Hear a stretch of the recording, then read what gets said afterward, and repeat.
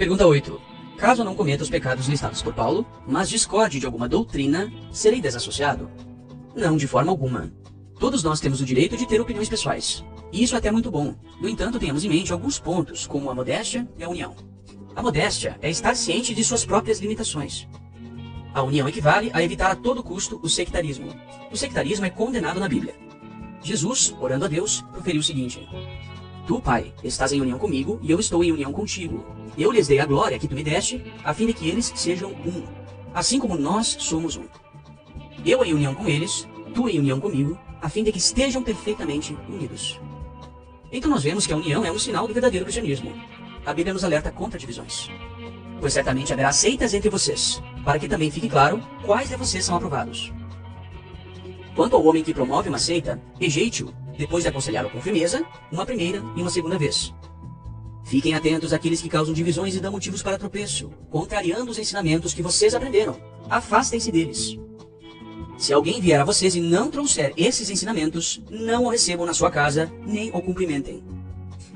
Então o sectarismo é um pecado grave, passível de excomunhão.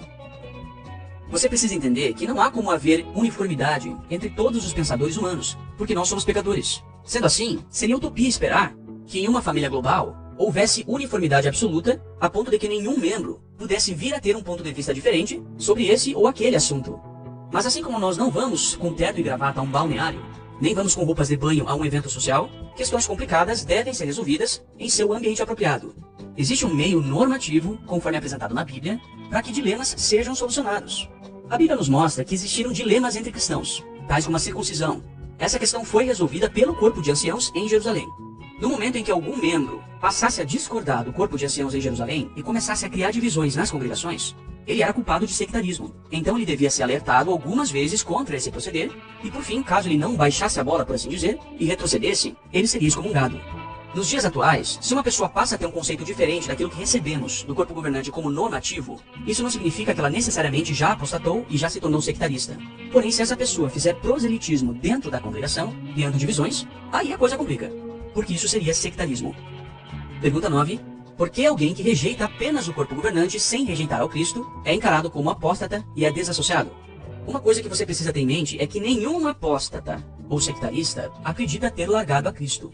Todos os sectaristas e apóstatas alegam que eles apenas negaram uma organização, nunca ao Cristo. Esse pensamento auto-justificado é a base do sectarismo. Todo homem que cria uma seita necessariamente pensa que ele não largou a Deus e nem a Cristo, e que apenas está se afastando de homens. Veja, por exemplo, o protestantismo e o neopentecostalismo. O protestantismo presbiteriano, tradicional, o que inclui aqui a Igreja Batista, a Igreja Luterana e outras também, considera os movimentos neopentecostais, como as Igrejas Universal do Reino de Deus, Renascer em Cristo, Igreja Mundial do Poder de Deus, como seitas. Então, para um membro da Igreja Batista, a Igreja Mundial é uma seita. Agora, se você for perguntar para os líderes da Igreja Mundial se eles abandonaram o Cristo e formaram uma seita, eles vão dizer que não. Eles não abandonaram a Cristo, eles apenas abandonaram a homens. É isso que eles vão dizer. Mas a Cristo eles estão seguindo. Então isso ilustra algo óbvio. O homem que promove uma seita nunca pensa que abandonou o Cristo. Mas ele sempre afirma que abandonou a homens.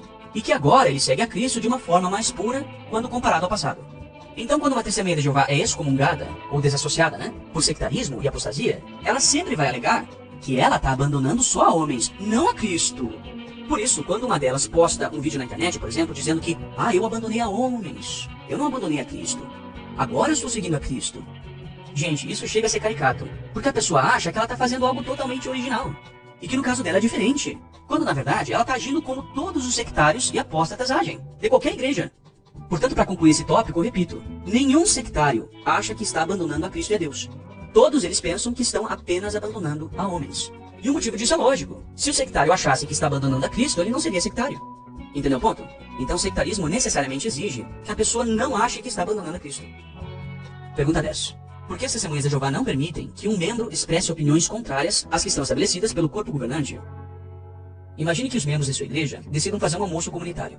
Então 10 das suas irmãs de fé são encarregadas da preparação da comida. Porém, cada uma delas tem a sua própria receita e quer cozinhar do seu jeito. Nós sabemos que, a menos que haja uma coordenação que decida de forma normativa o método da preparação da comida, o negócio vai desandar.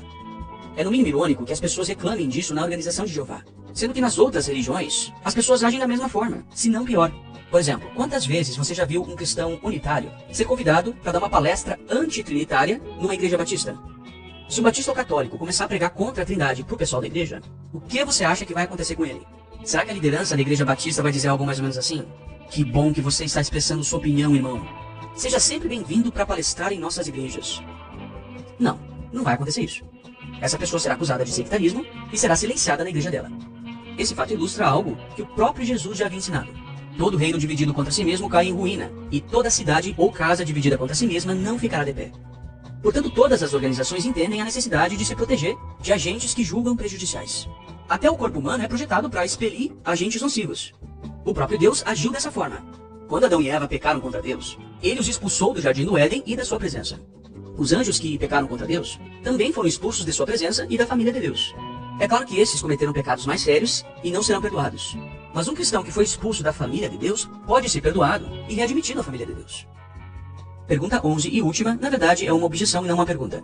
As Testemunhas de Jeová são a igreja McDonald's, onde todo mundo é obrigado a agir e pensar da mesma forma.